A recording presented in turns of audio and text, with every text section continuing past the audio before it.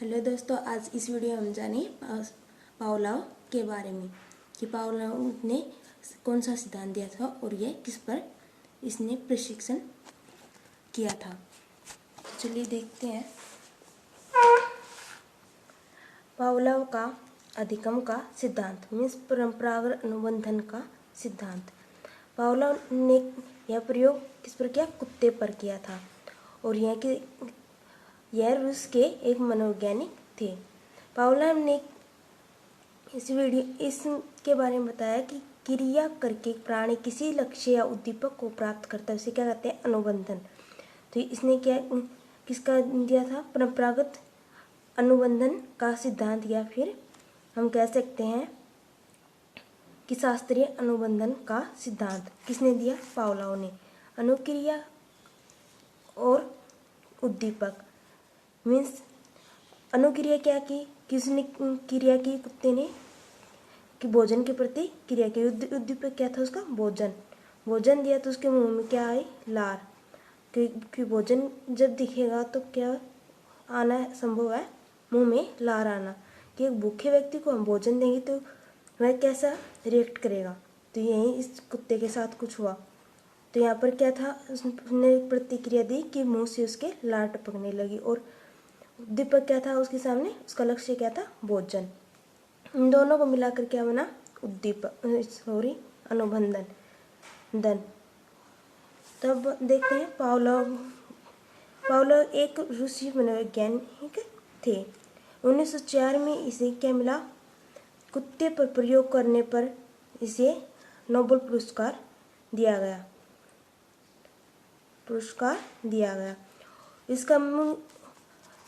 इसने कुत्ते पर प्रयोग किया था तो इसमें पाचन क्रिया पर शोध किया था। जो कुत्ता है उसकी पाचन क्रिया पर शोध किया था कि उसमें क्या क्या एक ऐसा सिस्टम बनाया गया जिससे कि सारी लार उसकी एक जगह इकट्ठा हो जाती है जब उसे उद्दीपक दिया जाता।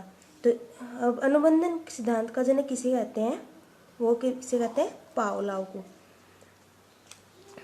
पावलोव के इस सिद्धांत को इस प्रकार का सिद्धांत भी कहते हैं। प्रयोग किस पर किया? कुत्ते पर किया था। इसे क्या कहते हैं? शास्त्रीय अनुबंधन का सिद्धांत। और प्रत्यावर्तन का सिद्धांत भी किसने दिया? पावलोव ने। अब देखिए इसने क्या किया? भोजन का और लार का प्रयोग किया था। तो यहाँ पर भोजन क्या था? स्वाभाविक प्रतिक्रिया। और उसके बाद उसने लार क्या थी? वो भी स्वाभाविक थी, वो भी रियल में आ रहा था। रियल में उसने भोजन दिया था तो क्या था? ये दोनों स्वाभाविक उद्दीपक थे। नंबर 2 पर उसने क्या किया कि वो एक घंटी बजाई फिर भोजन मिलेगा। और भोजन मिलने के बाद मुंह में क्या आएगी? लार। तो यहाँ पर घंटी क्या है? कृत्रिम उद्दीपक है। कृत्रिम उद्दीपक होगा और साथ में भोजन होगा तो क्या लार आना स्वाभाविक है? क्योंकि रियल में से भोजन मिल रहा है तो क्या है? स्वाभाविक उद्दीपक है ये भी। लेकिन इस बार उसने क्या किया कि घंटी बजाई लेकिन उसने भोजन नहीं दिया। तो क्या घंटे क्या है? कृत्रिम उद्दीपक। तो लार कैसे आएगी? लार तो आएगी कि उसे भोजन मिले या न मिले। तो क्या है? ये भी एक कृत्रिम उद्दीपक है। उसने घंटी का जो समय रखा था कि घंटी बजेगी तो उसका समय कितने समय बाद उसको भोजन मिलेगा? 2 से या 4 सेकंड बाद से भोजन मिलेगा। तो कुत्ते को पता था कब 2 या 4 सेकंड हो चुकी हैं और अब तुम्हें घंटी बजेगी और तुम्हें अब भोजन मिलेगा। तो उसके मुंह में बार बार लार आना शुरू हो जाती है। और उसके मुंह में कितनी लार आती है इसको सारा इकट्ठा करके उसने शोध किया था 1904 में। अब देखिए शिक्षा में इसका क्या महत्व है। यह सहसंबंधवाद का पर आधारित है।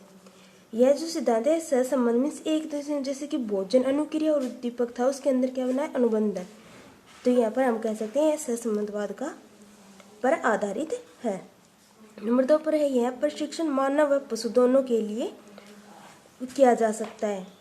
इसने क्या किया? कुत्ते पर प्रयोग किया था। तो यह मानव और कुत्ता दोनों पर, क्योंकि भोजन मानव को भी देंगे तब भी वो उसके भी मुंह में लार आएगी। तो ये क्या है? यह प्रशिक्षण मानव पर भी लागू होता है। इसमें बच्चों को भय से दूर करता है। यह अनुशासन की भावना व्यक्त करता है। बच्चों के अंदर क्या लाता है कि अनुशासन की भावना लाता है कि आप इसमें जैसे कि कुत्ता था, उसको पता था कि 2-4 सेकंड बाद उसे भोजन मिलेगा, तो उसमें क्या था, अनुशासन की भावना व्यक्त करता है और इससे अच्छी आदतों के में भी सुधार लाने में सहायता मिलती है। अब बात करते हैं इसके कुछ अवगुण और कुछ कमियां हैं। यह मानव को एक यंत्र समझाता है। यह किसका सिद्धांत है? एक यंत्र का सिद्धांत है। इसमें जटिल सामग्री के लिए उपयोगी है। यह क्या है? जटिल सामग्री के लिए उपयोगी है। यह तर्क व सुझाव को अवहेलना करता है। इसमें तर्क और सुझाव का अभाव पाया जाता है। उत्तेजकों को अधिक महत्व देता है, यानी कि उत्तेजक, उसमें उत्तेजना जल्दी जागृत हो जाती है, उसको ज़्यादा महत्व देता है।